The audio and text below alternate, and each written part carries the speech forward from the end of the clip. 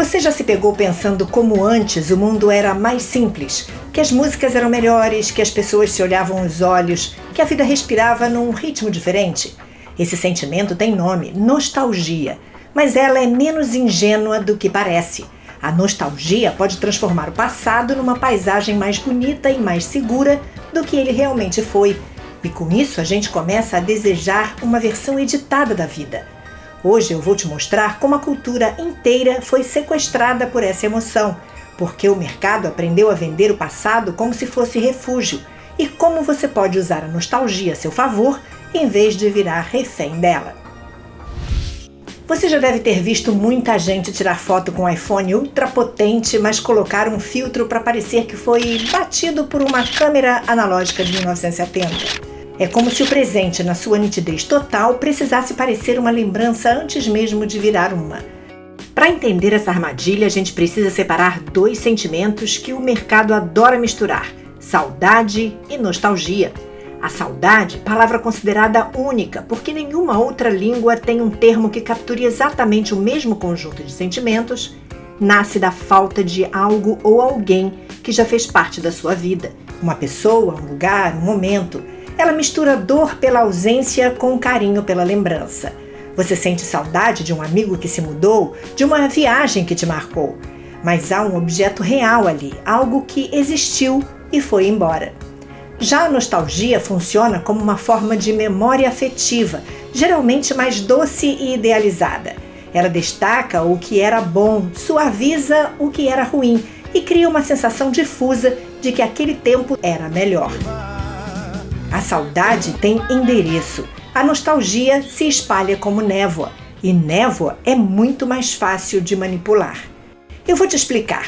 A sua memória é uma espécie de gaveta mental, e essa gaveta tem um porteiro seletivo, tendencioso, que escolhe o que entra com mais força e o que fica escondido no fundo. O cérebro suaviza lembranças dolorosas e coloca em destaque as que geraram prazer ou segurança. Resultado? Criamos uma versão editada do passado, mais bonita, mais coerente, mais limpa do que ela jamais foi. Havia uma época em que tudo parecia mais real. A música tocava no rádio e parava o que você estava fazendo. O cheiro da comida da avó levava a outro tempo. Uma foto revelada em papel fotográfico valia mais do que 1000 histórias. O passado parece melhor porque o cérebro escolhe o que guardar. Aquelas tardes de domingo perfeitas vieram sem as brigas da mesa do almoço. Aquela infância simples veio sem a angústia de não ter controle sobre nada. A nostalgia não é uma máquina do tempo, é uma máquina de edição. E esse sistema interno, essa engrenagem que reescreve o passado, é uma função de proteção que virou uma vulnerabilidade. Mas o interessante é o que acontece quando esse mecanismo encontra a indústria cultural e você é pescado mais uma vez. Jonas tem 30 e poucos anos, cresceu no final dos anos 80, ama uma playlist retrô e passou o último ano comprando discos de vinil. Jonas compra a sensação de que havia um tempo em que as coisas faziam sentido. Talvez você seja como Jonas, eu também. Praticamente todo mundo sente nostalgia por alguma coisa e sai em busca dela. Mas o sistema entendeu esse mecanismo antes da gente. Filmes antigos ganham novas versões ou continuação, mexendo com nossas lembranças. Até filme sobre boneca fez sucesso entre os marmanjos. Séries trazem de volta roupas vintage e a nostalgia chega ao guarda-roupa. Uma indústria inteira foi construída em cima da nossa nostalgia, porque nostalgia vende. Os caras tudo casado, alguns com filho. Então assim, o cara não tem tempo de jogar, essa que é a real. Aí ele transfere o hobby dele para comprar as coisas que ele tinha na infância, colocar lá de vez em quando joga alguma coisa. Cada época teve suas próprias sombras. Os anos 60, que parecem tão livres? Guerra do Vietnã, ditaduras, desigualdade brutal. Os românticos anos 80? Crise. O cruzado perde 3 zeros. 1000 cruzados passam a valer amanhã um cruzado novo. AIDS. Tensão nuclear. O passado tinha outro cenário, com outros problemas.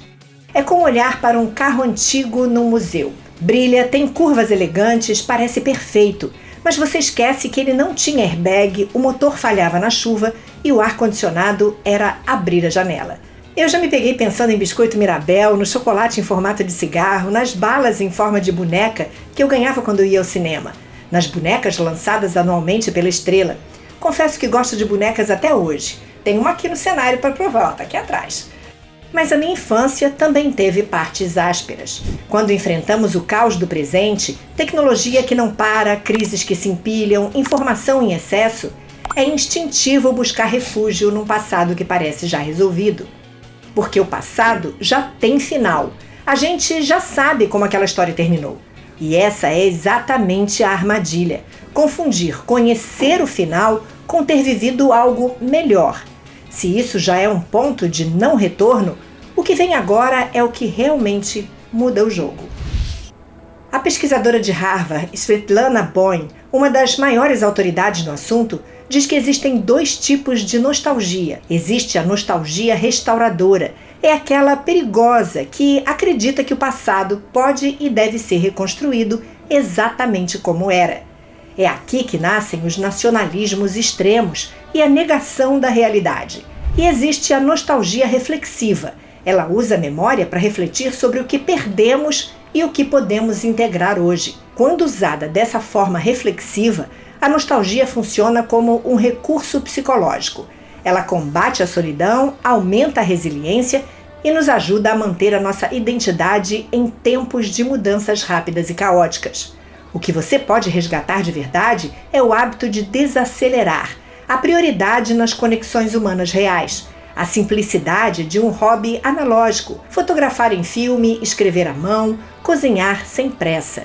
Esses não são rituais antiquados, são tecnologias emocionais que o presente precisa. Tentar viver no passado custa caro. O passado virou lembrança, não moradia. E morar ali cobra o único tempo real que você tem, o presente. A nostalgia pode ser uma ponte, um caminho para trazer o melhor do passado e construir um presente mais consciente. Agora me conta nos comentários qual memória você carrega como se fosse perfeita, mas sabe que tem partes que prefere esquecer. Escreva aqui nos comentários e aproveite o embalo para curtir e se inscrever no canal. Sou um canal pequeno e sua inscrição é o combustível desse projeto. E eu separei um vídeo que você vai gostar sobre o impacto emocional de se relacionar com inteligências artificiais. E você pode assistir clicando no vídeo que aparece na tela. Eu sou Cíntia Neves do Pura Teoria. Eu te espero no próximo vídeo. Tchau!